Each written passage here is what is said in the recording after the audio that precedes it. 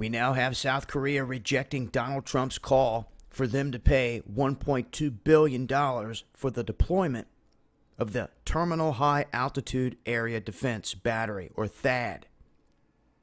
Most of you know they started to move these things into position, and at any time, this whole system should be up and operational. China has voiced their concerns as well, saying that the radar system could be used to spy on China.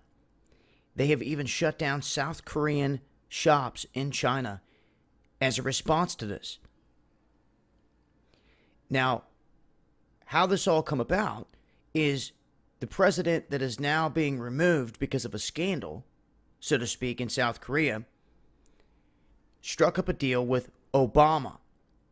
And apparently in that deal, they said that South Korea would provide the land, the facilities, and other support, but the United States, if they brought in the THAAD missile system, would foot the bill. That's what they're stating. This was under Obama. People don't even realize this. This whole thing was drawn up before Trump even came into office.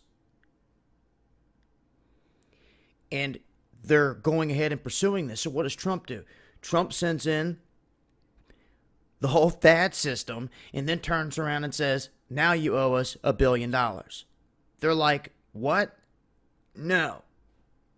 We're not paying for it. One of the guys that is running for president in South Korea, one of the leading guys, which potentially will likely get this, he is stating that he doesn't want them there. He wants to wait until someone wins the thing and then they can sit down and figure it out and discuss it.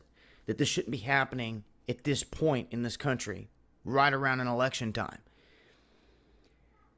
So Trump is saying, well, you guys can pay for it, or, we can take it back out of there. And the people were against this whole thing until North Korea started popping off these tests left and right. And then they're like, okay, we need some kind of defensive system in here. So now that the THAAD's in there, they're still bringing in massive amounts of equipment. There's been troops, a whole brigade on the ground there in North Korea since last October.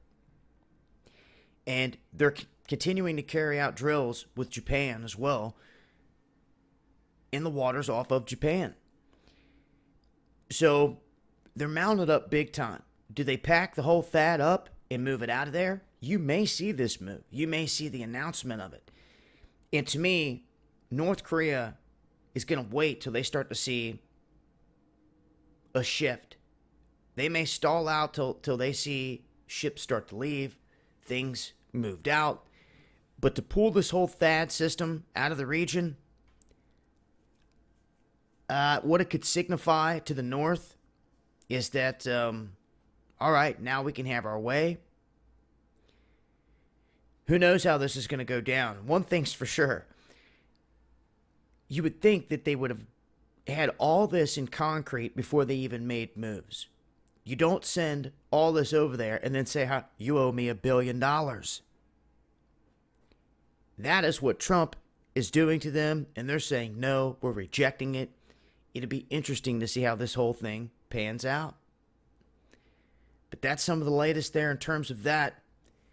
I will continue to update as things change. Make sure to tune in to Underground World News Live, 8 p.m. Eastern, Dabu 77.